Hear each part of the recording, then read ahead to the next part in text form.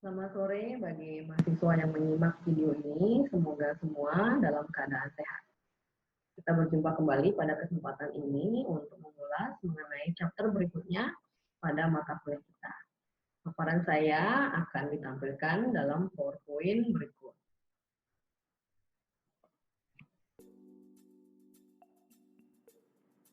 Pada video kali ini kita akan membahas topik mengenai riset pemasaran global.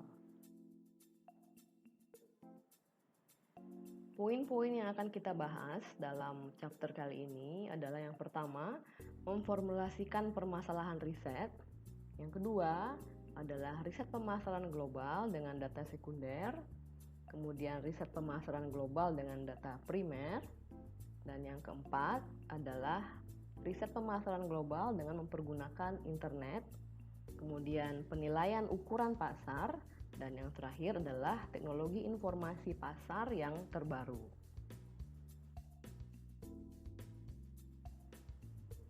Berikut adalah fakta yang mengilustrasikan bagaimana pentingnya riset pemasaran sebelum memasuki pasar global. Lebih dari 80 tahun setelah meluncing produknya di Amerika, Oreo mulai memperkenalkan produknya di Cina. Namun permasalahannya, penjualan Oreo di Cina tidak menunjukkan perkembangan yang baik selama 5 tahun. Untuk itu, Kraft kemudian mengadakan riset pasar dalam skala yang cukup besar. Dari hasil riset tersebut, Kraft mengetahui bahwa rasa Oreo yang dipasarkan terasa terlalu manis bagi konsumen di Cina. Temuan lainnya adalah satu paket Oreo yang berisi 14 biskuit yang dibanderol dengan harga 5 yuan terasa terlalu mahal bagi kebanyakan konsumen Cina. Periset Kraft juga menemukan bahwa penjualan cookies yang berbentuk wafer meningkat lebih cepat dibandingkan cookies yang berbentuk bulat. Dari hasil riset tersebut, Kraft kemudian meluncurkan paket Oreo yang lebih kecil yang dibanderol dengan harga hanya 2 yuan.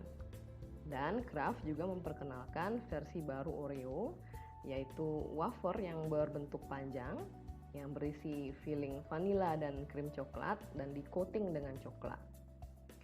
Oreo yang baru ini sangat sukses di pasar Cina, sehingga Kraft juga memutuskan untuk menjual Oreo ini di pasar Asia yang lain, termasuk Australia dan di Kanada.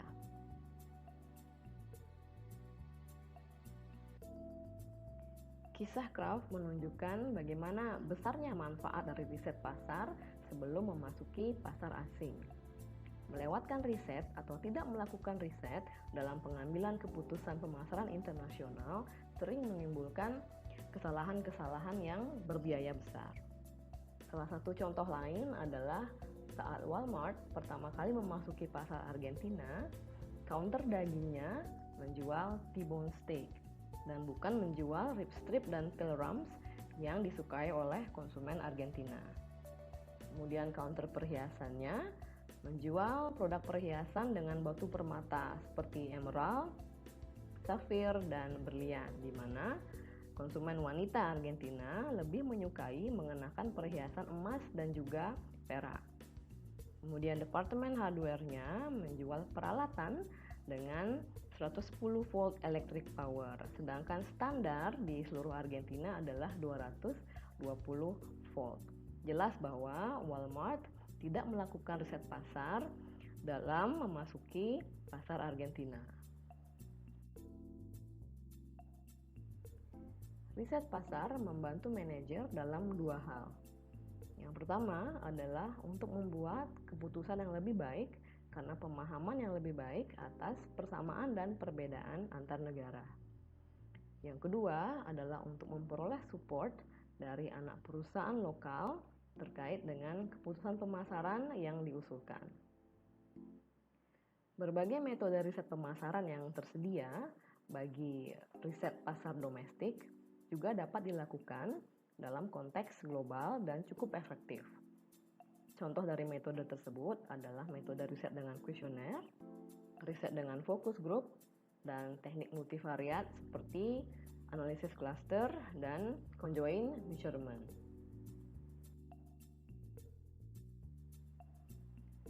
Langkah-langkah dalam melakukan riset pemasaran global adalah yang pertama, mendefinisikan permasalahan riset. Kemudian yang kedua, mengembangkan desain dari riset tersebut. Yang ketiga, menentukan kebutuhan informasi, kemudian mengumpulkan data sekunder atau data primer, kemudian menganalisis data tersebut dan menginterpretasikan hasilnya. Yang terakhir, melaporkan dan menyajikan temuan dari riset tersebut. Sejumlah tantangan yang dihadapi saat melakukan riset pemasaran global, yaitu yang pertama adalah kompleksitas dari desain riset karena adanya perbedaan lingkungan antar negara. Yang kedua, tidak tersedianya data sekunder atau data sekunder yang kurang akurat. Yang ketiga adalah waktu dan biaya yang diperlukan untuk mengumpulkan data primer. Kemudian yang keempat adalah bagaimana upaya koordinasi yang sulit dalam melakukan riset multi-country atau riset di beberapa negara sekaligus. Yang kelima adalah kesulitan untuk menghasilkan hasil riset yang comparable antar negara.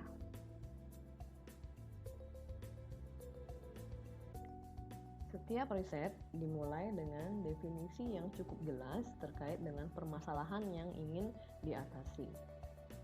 Setelah permasalahan riset jelas, permasalahan tersebut kemudian diterjemahkan ke dalam beberapa pertanyaan riset yang spesifik. Contohnya adalah studi mengenai positioning produk yang dilakukan BMW di pasar Eropa berfokus pada 3 isu berikut. Pertanyaan yang pertama dari riset BMW tersebut adalah apa yang menjadi concern dari konsumen mobil di Eropa dan apa yang mereka inginkan pada mobil mereka. Yang kedua adalah apa yang mereka persepsikan mereka dapatkan dari beberapa brand-brand mobil yang tersedia. Dan yang ketiga, bagaimana implikasi dari kedua jawaban tersebut terkait dengan positioning BMW di beberapa negara di Eropa. Kesulitan utama dalam memformulasikan permasalahan riset adalah kurangnya familiaritas terkait dengan lingkungan pasar asing. Hal ini dapat menyebabkan manajer membuat asumsi-asumsi yang salah mendefinisikan permasalahan riset, dan pada akhirnya membuat kesimpulan yang salah mengenai pasar asing. Untuk mengurangi ketidakpastian ini, riset eksploratory pada tahap awal dari proses riset sangat bermanfaat untuk dilakukan. Salah satu metode yang cukup berguna untuk melakukan riset preliminary atau pendahuluan adalah survei omnibus. Survei omnibus adalah survei yang dijadwalkan secara reguler dan diselenggarakan oleh agensi riset seperti contohnya AC Nielsen yang memuat berbagai pertanyaan dari sejumlah klien. Klien umumnya adalah perusahaan-perusahaan yang ingin memperoleh informasi-informasi singkat mengenai produknya. Survei dilakukan pada konsumen dalam jumlah sampel yang sangat besar yang dikumpulkan oleh agensi riset tersebut. Kuesioner terdiri atas sejumlah besar pertanyaan pada berbagai jenis topik. Masing-masing klien riset atau dalam hal ini perusahaan dapat mengikutsertakan atau menitipkan satu atau lebih pertanyaan pada survei tersebut dan berbagi biaya untuk memperoleh informasi demografi terkait responden dengan klien-klien lain yang juga terlibat dalam survei. Manfaat utama dari survei omnibus adalah dari segi biaya, karena perusahaan-perusahaan yang terlibat berbagi pengeluaran atau expense, sehingga biaya untuk masing-masing perusahaan ini dapat ditekan. Di samping itu, hasil dari survei omnibus ini dapat diperoleh dalam waktu yang cukup singkat. Kemudian, kelemahan utama dari omnibus survei ini adalah hanya sejumlah atau hanya terbatas jumlah informasi yang diperoleh oleh klien. Omnibus Survey umumnya cocok diterapkan jika perusahaan ingin menanyakan beberapa pertanyaan yang cukup sederhana dan diberlakukan pada jumlah sampel responden yang cukup besar. Omnibus Survey juga merupakan suatu opsi untuk menaksir besarnya potensi pasar untuk produk dari suatu perusahaan di pasar asing saat perusahaan tersebut hanya memiliki budget yang terbatas untuk melakukan riset.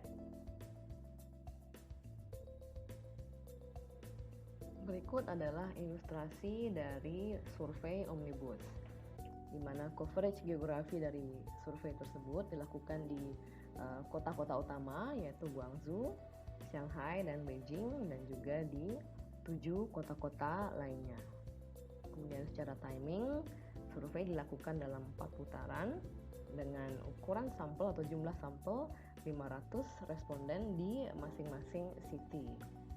Kemudian prosedur samplingnya adalah dengan random probability dan metode face-to-face interview. Hasil yang akan disampaikan kepada perusahaan adalah tabel dan juga gambar-gambar grafik seperti itu, dan kemudian informasi demografi termasuk jenis kelamin, umur, tingkat pendidikan, status pernikahan, jumlah anggota keluarga, siapa pengambil keputusan pembelian dalam keluarga, kepala keluarga, pekerjaan, dan juga pendapatan bulanan. Contoh dari pertanyaan dalam Omnibus Survey adalah yang pertama, apakah Anda mempergunakan produk X? Seberapa sering Anda mempergunakan produk X? Apa yang Anda sukai dan tidak sukai mengenai produk X? Dan berapa harga yang harus Anda bayar untuk produk X, dan pernahkah Anda melihat iklan untuk produk Y? Terkait dengan biaya total bagi klien yang ikut serta dalam Omnibus Survey tergantung pada jumlah pertanyaan yang mereka ikut sertakan. Yang kedua adalah sifat dari pertanyaan, apakah pertanyaan terbuka atau pertanyaan tertutup. Yang ketiga adalah besarnya sampel atau jumlah sampel. Yang keempat, jumlah kota tempat melakukan riset.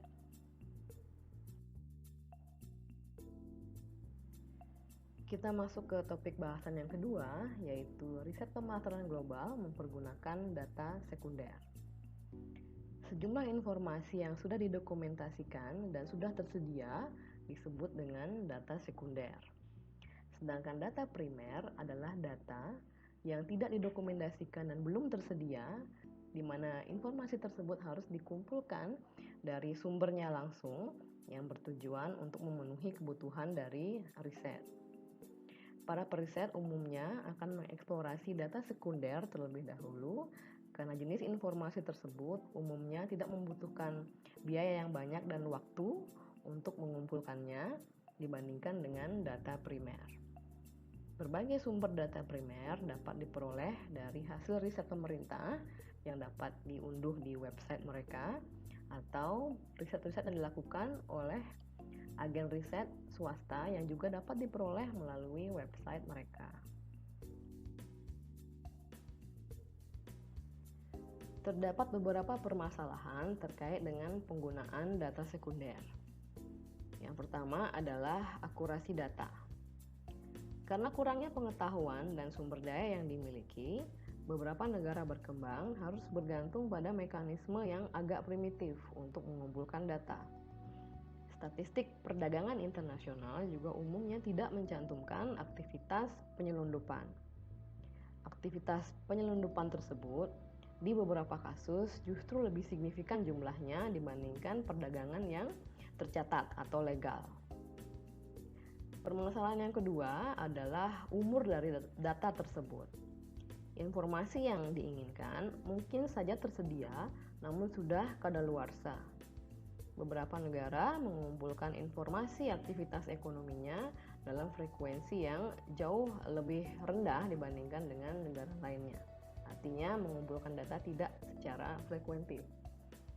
Kemudian permasalahan yang ketiga adalah reliabilitas atau kehandalan dari data tersebut.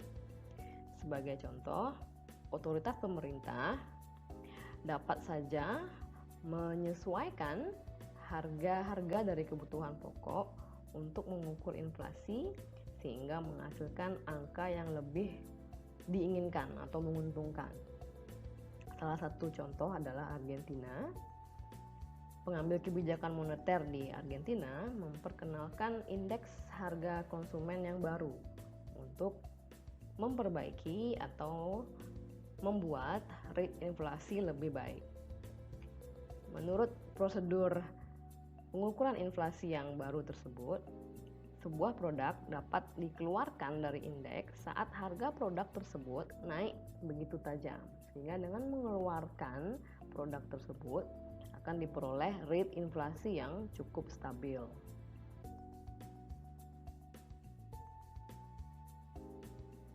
Permasalahan berikutnya terkait dengan data sekunder adalah komparabilitas data.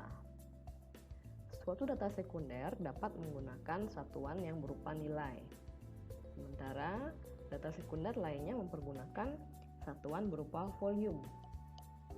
Katakanlah seorang periset ingin memperoleh statistik atau informasi mengenai penjualan minuman keras di Indonesia dan Thailand. Di Indonesia, data tersebut tersaji dengan satuan nilai atau jumlah rupiah penjualan dari minuman keras tersebut. Sedangkan di Thailand, data tersebut tersedia dalam volume, artinya berapa botol minuman keras yang terjual. Kedua data tersebut menjadi tidak comparable karena mempergunakan satuan yang berbeda. Untuk mendapatkan informasi yang lebih baik, satuan dari data tersebut harus disamakan terlebih dahulu. Permasalahan lainnya juga adalah dalam beberapa data terkait dengan penjualan minuman keras, beberapa negara mencantumkan penjualan champagne, sedangkan negara lain mungkin tidak mencantumkan. Sehingga data-data ini menjadi tidak comparable antar negara. Permasalahan yang kedua adalah lumping data atau mengumpulkan data dalam jumlah yang besar atau berbagai macam data dalam satu data yang utuh.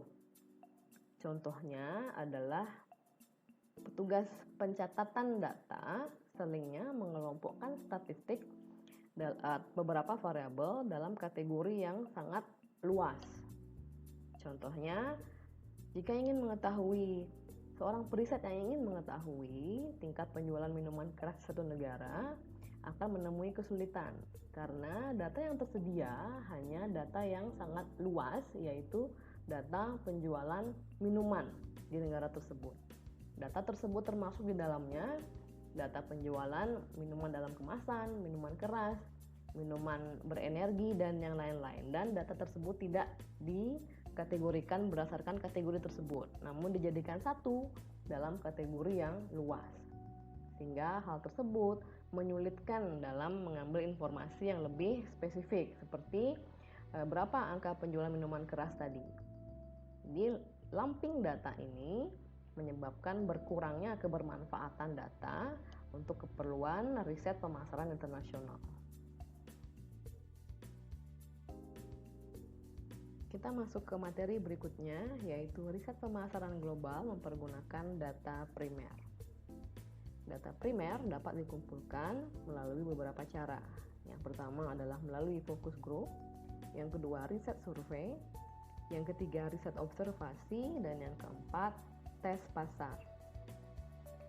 Focus group adalah diskusi terstruktur dalam grup kecil dari target pelanggan atau konsumen, umumnya 8-12 orang dan terkadang lebih. Diskusi ini difasilitasi oleh moderator profesional. Tujuan dari diskusi fokus grup ini adalah untuk menghasilkan informasi yang dapat memandu pelaksanaan riset kuantitatif. Tujuan lainnya adalah untuk memperoleh informasi mengenai peluang pengembangan produk baru atau untuk menguji konsep produk baru yang sedang dikembangkan dan informasi-informasi lainnya. Kita bahas metode riset yang pertama, yaitu riset survei. Hal-hal yang perlu diperhatikan dalam melakukan riset survei yang pertama adalah desain kuesioner. mencakup diantaranya terjemahan. Terjemahan kuesioner yang baik di suatu negara sangat penting, karena dengan terjemahan yang baik, responden dapat memahami isi kuesioner tersebut dengan baik sehingga memberikan respon sesuai dengan yang diinginkan. Beberapa teknik untuk membuat terjemahan yang baik atau menghasilkan terjemahan yang baik adalah back translation yang sudah kita bahas sebelumnya dan parallel translation. Isu yang kedua adalah scalar equivalence. Perlu diperhatikan bahwa skor yang tinggi yang diberikan di satu negara tidak serta-merta berarti skor yang tinggi di tempat lain. Contohnya adalah masyarakat atau konsumen dari Amerika Latin, mereka cenderung menggunakan skala yang besar. Contohnya adalah responden yang kurang berminat atau kurang tertarik, kemungkinan masih akan memberikan nilai 7 sampai dengan 8 pada kuesioner. Di sisi lain, konsumen Asia cenderung bergravitasi pada skala di tengah-tengah. Isu berikutnya adalah pada beberapa negara, masyarakat memandang angka 1 sebagai angka yang menunjukkan nilai yang terbaik. Dan angka di ekstrem yang berikutnya atau di endpoint yang berikutnya adalah skala yang terendah.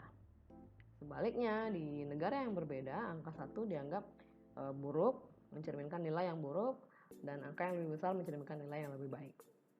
Sehingga periset perlu memperhatikan skala yang didesain di masing-masing negara dan perlu juga mencantumkan bahwa angka 1 itu menggambarkan nilai yang seperti apa, apakah sangat baik atau sangat buruk.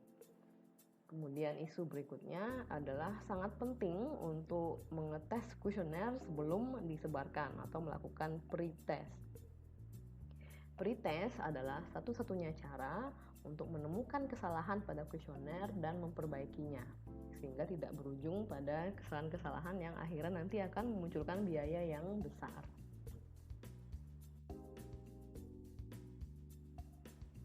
Isu yang kedua dalam riset survei adalah sampling plan atau rencana sampling. Rencana sampling pada dasarnya berpusat pada 3 isu berikut. Yang pertama adalah siapa yang akan disurvei atau siapa yang menjadi target populasi. Ini disebut dengan unit sample atau sampling unit. Yang kedua adalah berapa orang yang harus disurvei. Ini mencerminkan ukuran sampel. Dan yang ketiga, bagaimana cara mengambil responden dari target populasi. Ini disebut dengan prosedur sampling. Keputusan akan ketiga isu di atas akan ditentukan oleh kepentingan untuk menyeimbangkan antara biaya yang dibutuhkan, yang dikeluarkan, reliabilitas data, dan juga waktu yang dibutuhkan untuk melakukan survei. Isu ketiga dalam riset survei adalah metode kontak.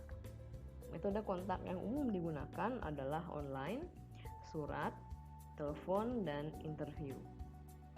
Beberapa faktor dapat menjelaskan mengapa sejumlah metode dapat efektif di sejumlah negara dan beberapa metode lainnya tidak efektif. Norma budaya sering membuat beberapa metode pengumpulan data menjadi tidak efektif.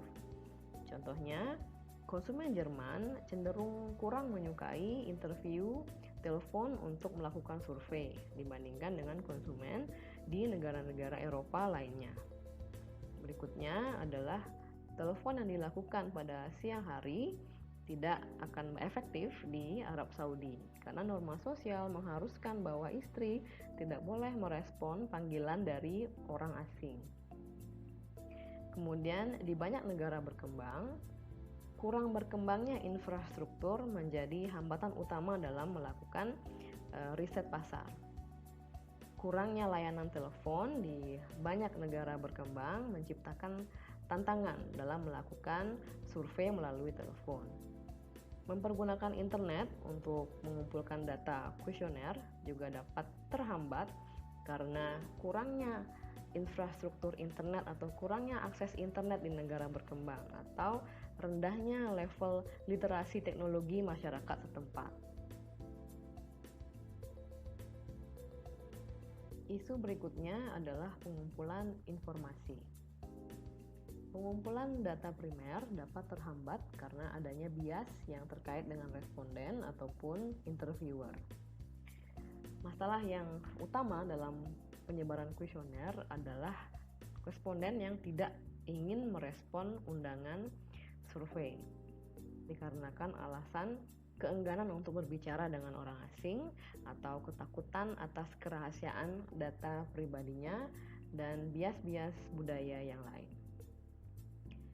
Satu-satunya cara untuk mengatasi non-respon ini adalah atau ketidakmauan responden untuk merespon survei adalah dengan memperbesar ukuran sampel. Artinya, jika ukuran sampel yang diinginkan pada suatu studi adalah 300, umumnya kuesioner yang disebarkan adalah 2 kali lipatnya atau 600 untuk mengatasi masalah non-respons ini. Isu yang kedua adalah courtesy bias, yaitu keinginan untuk ramah terhadap orang lain. Bias ini umum terjadi di Asia dan Timur Tengah.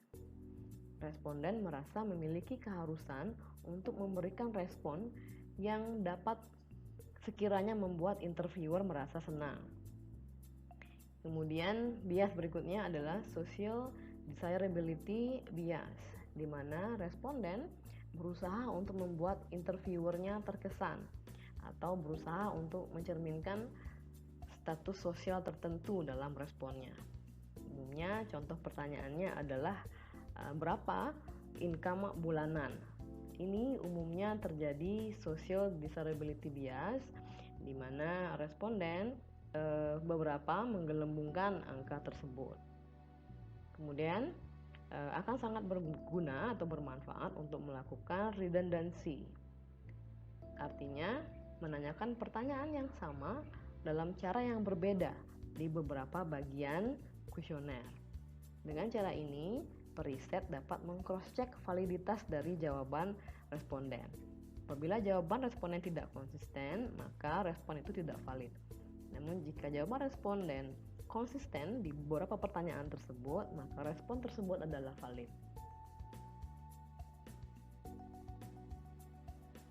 Metode riset berikutnya untuk memperoleh data primer adalah riset observasi.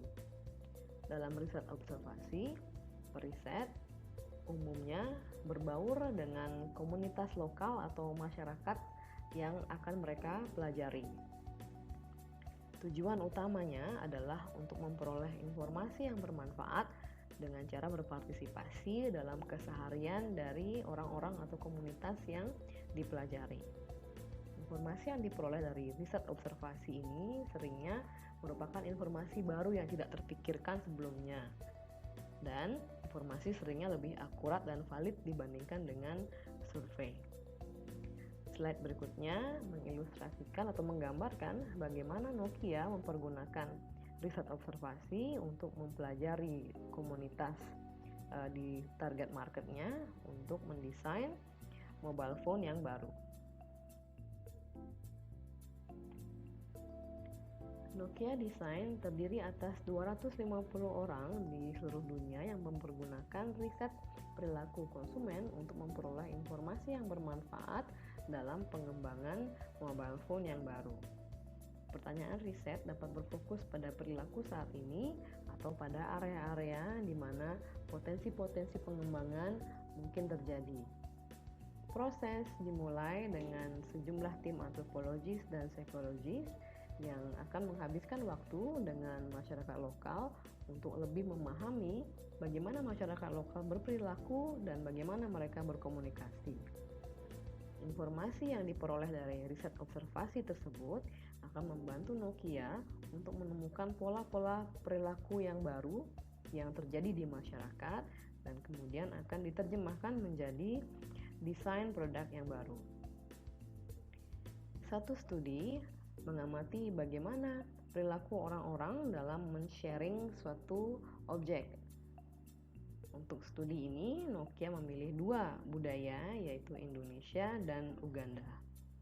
Untuk proyek Uganda, para periset Nokia ingin menghabiskan waktu di kota Kampala, di desa nelayan, yang terpencil dan juga di desa dengan tanpa konektivitas mobile.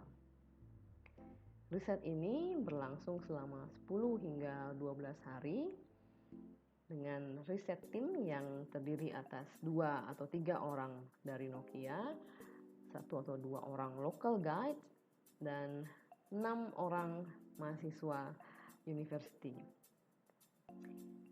Pada setiap kota, periset Nokia mengobservasi dan menginterview sekitar 30 orang lokal. Salah satu temuan yang cukup mengejutkan dari riset tersebut di negara berkembang tersebut adalah bahwa asumsi di mana mobile phone atau telepon dimiliki dan digunakan oleh satu orang saja ternyata tidak benar. Karena adanya hambatan biaya, maksudnya adalah harga handphone yang cukup mahal, sehingga mobile phones di negara berkembang ini seringnya dibagi atau dipergunakan secara sharing.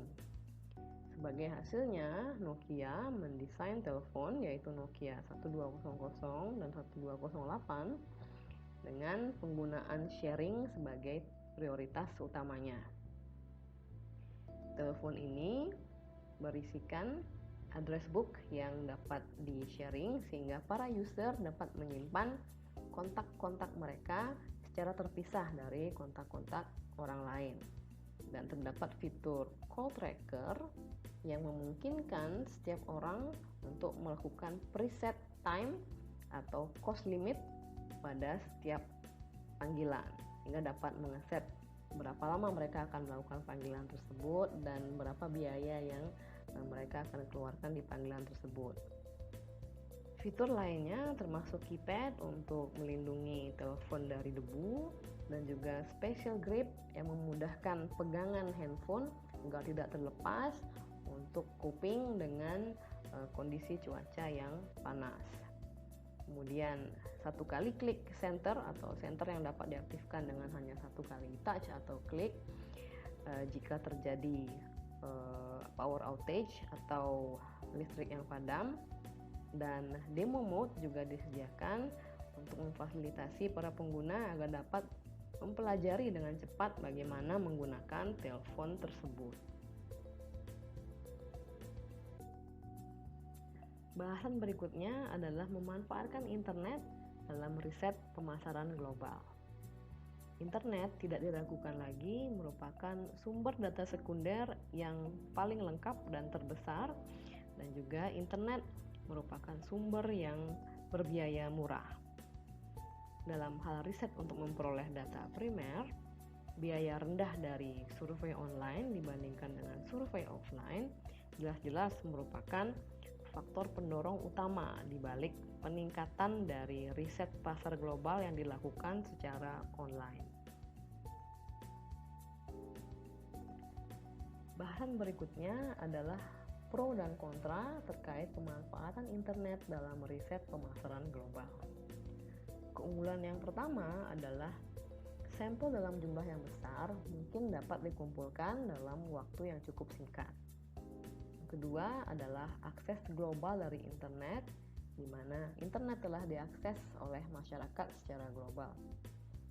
Keunggulan yang ketiga dalam hal biaya, di mana di banyak kasus survei online dapat dilakukan dengan lebih murah dibandingkan dengan menggunakan metode-metode survei lainnya.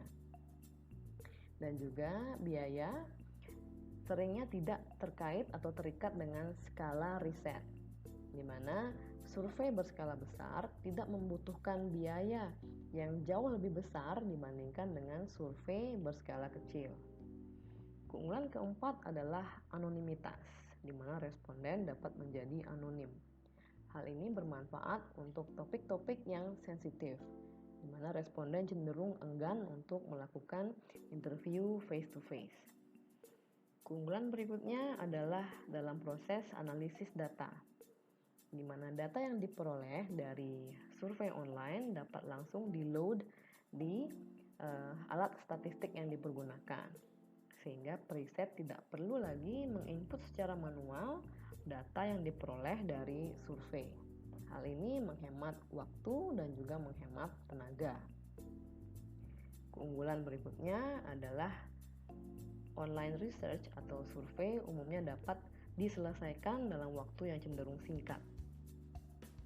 Berikutnya kita akan bahas mengenai kelemahan dari internet dalam riset pemasaran global.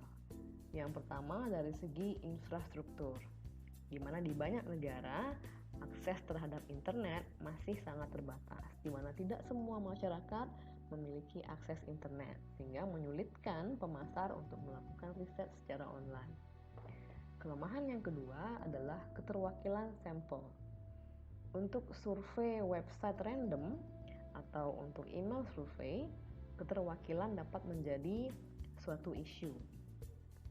Katakanlah suatu periset melakukan stratified sampling yang menginginkan responden dalam persentase tertentu, yaitu responden dengan pendapatan bawah 20%, menengah bawah 20%, menengah atas 25%, dan pendapatan di skala atas 25%.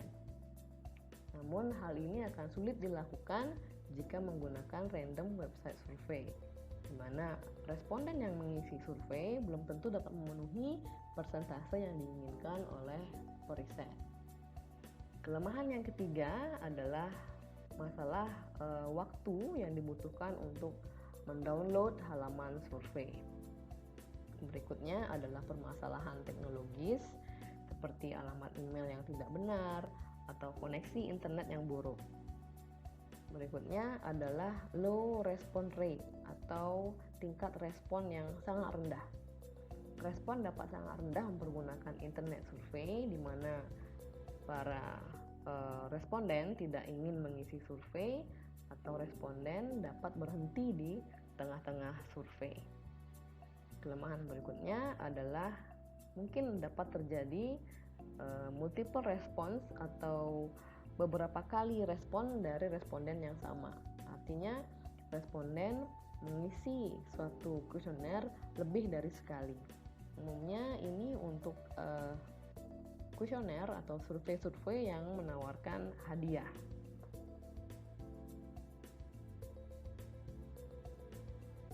Sejumlah metode yang bermanfaat dalam riset pasar global, termasuk diantaranya yang pertama, survei online. Dengan survei website random, pengunjung pada suatu website diminta untuk mengisi kuesioner. Apabila mereka setuju, mereka akan diarahkan ke suatu halaman website di mana survei tersebut diposting. Yang kedua adalah survei website panel. Survei ini bergantung pada panel responden, di mana masing-masing anggota panel memiliki alamat email. Saat mereka layak untuk mengisi suatu survei, anggota panel tersebut dikontak melalui email dan diminta untuk melengkapi survei tersebut yang dapat diakses mempergunakan suatu password. Metode yang ketiga adalah web visitor tracking, di mana server secara otomatis mengumpulkan sejumlah informasi yang cukup banyak mengenai perilaku surfing website dari para pengunjung. Contohnya seperti jumlah waktu atau lamanya waktu yang dihabiskan oleh pengunjung pada masing-masing halaman, produk-produk apa yang mereka klik, dan sebagainya. Pemasar dapat mengakses dan menganalisis informasi ini untuk merancang konten komunikasi yang sesuai dengan masing-masing pengunjung. Bahasan berikutnya adalah menaksir ukuran pasar. Saat pemasar akan memutuskan apakah untuk memasuki suatu negara atau tidak, salah satu penentu utamanya adalah potensi pasarnya. Bagi banyak industri dan juga negara berkembang, informasi terkait dengan permintaan pasar seringnya tidak tersedia. Dalam situasi tersebut, pemasar perlu menaksir ukuran pasar dengan cara-cara yang sederhana.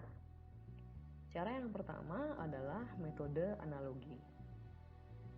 Metode ini dimulai dengan memilih suatu negara yang memiliki level perkembangan ekonomi yang sama dengan negara target dan mana ukuran pasar di negara ini diketahui.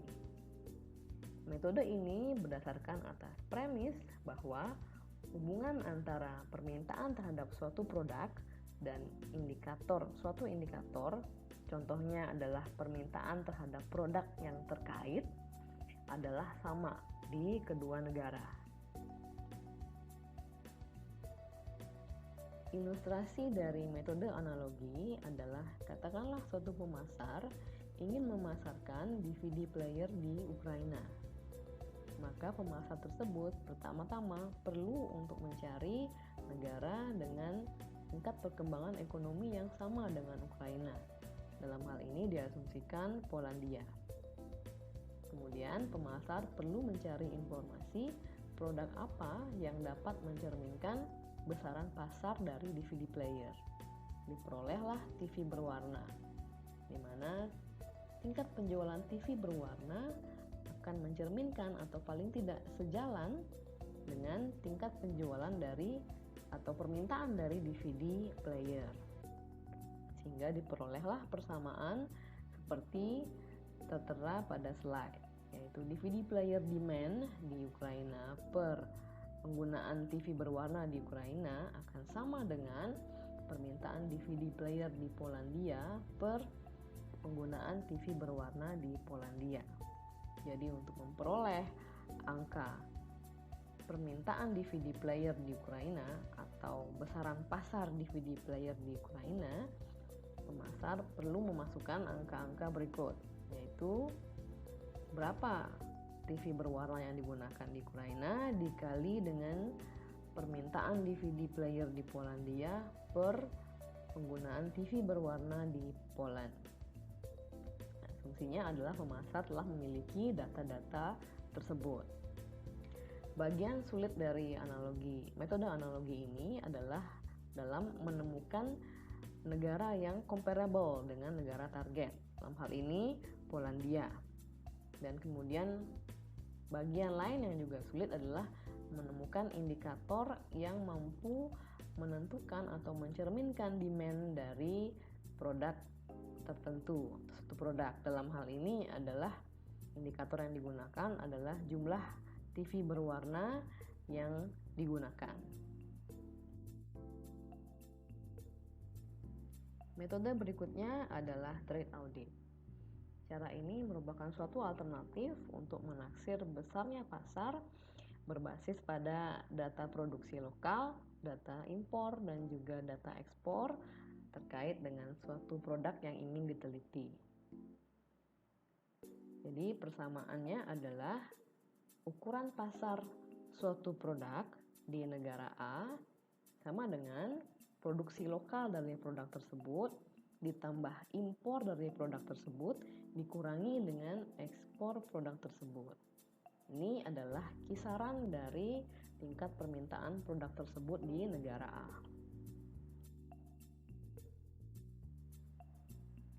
Metode berikutnya adalah metode chain ratio. Metode ini dimulai dengan angka dasar sebagai estimasi dari ukuran pasar suatu negara. Katakanlah seluruh populasi dari suatu negara. Angka dasar ini kemudian dikurangi dengan mengaplikasikan string atau change untuk memperoleh estimasi potensi pasar yang lebih akurat.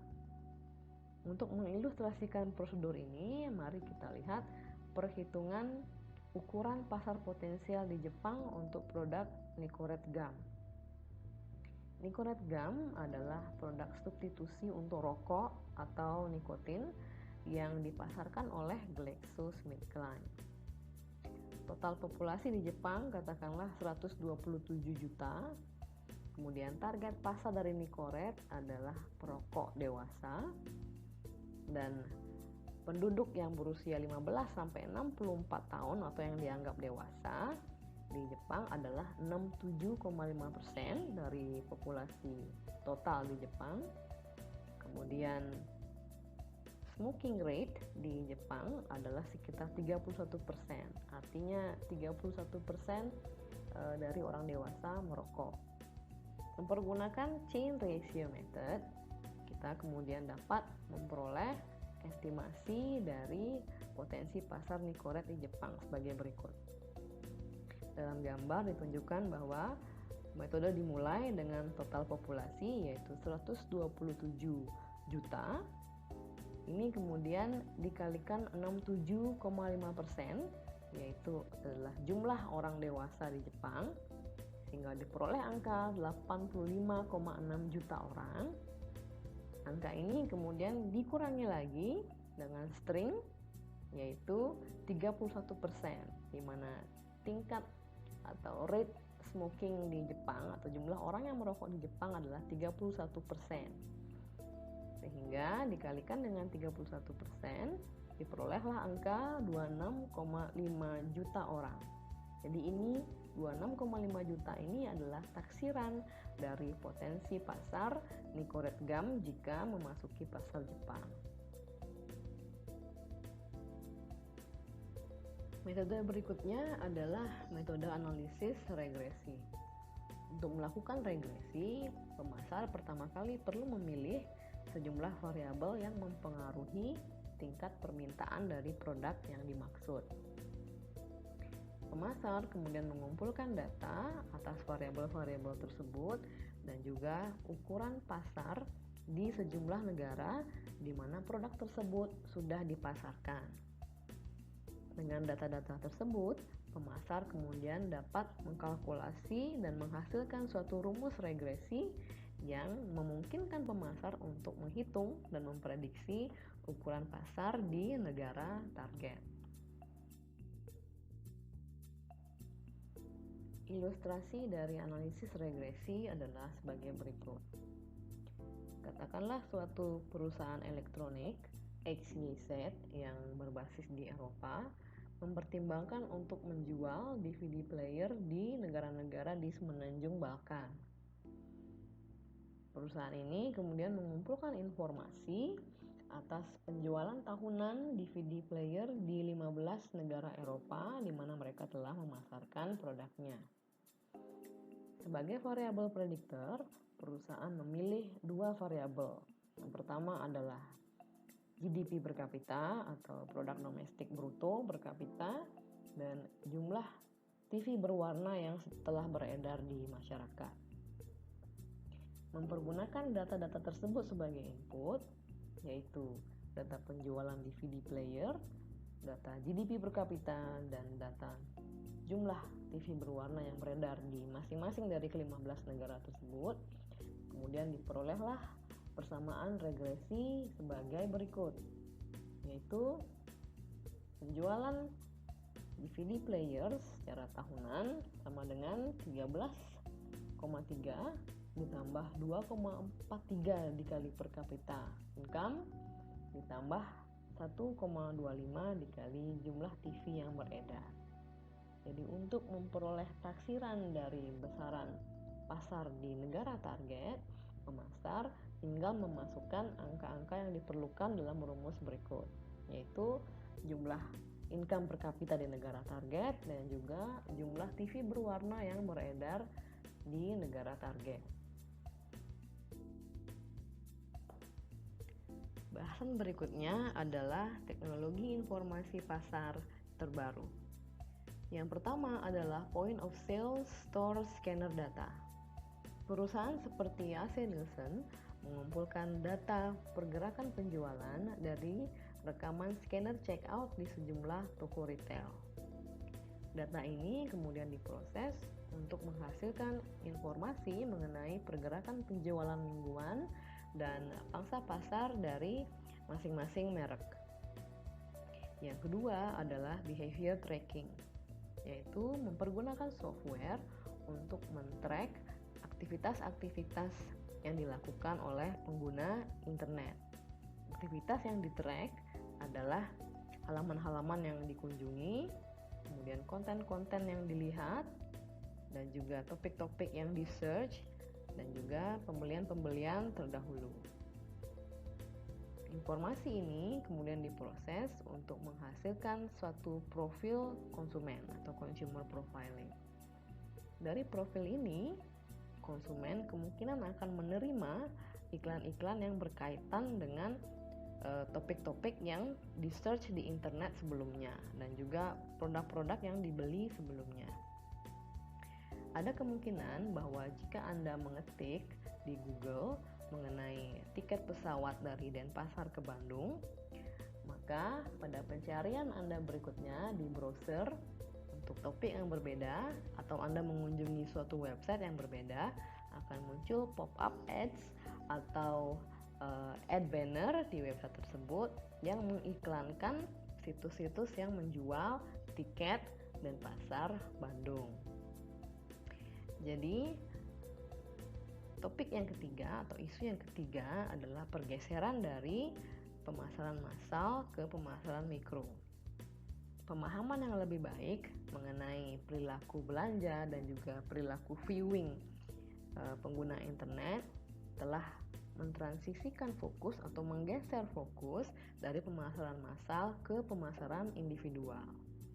Teknologi informasi terbaru yang telah dipaparkan sebelumnya memungkinkan perusahaan untuk menyesuaikan strategi-strategi marketing mereka, yaitu strategi pricing, strategi produk, strategi promosi dan iklan mereka ke masing-masing konsumen sesuai dengan consumer profiling yang dimaksud di atas.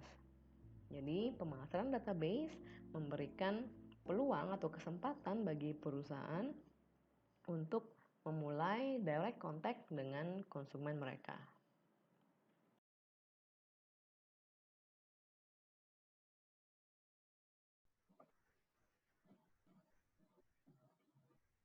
Demikian paparan saya pada chapter ini. Semoga dapat diterima dan dipahami dengan baik.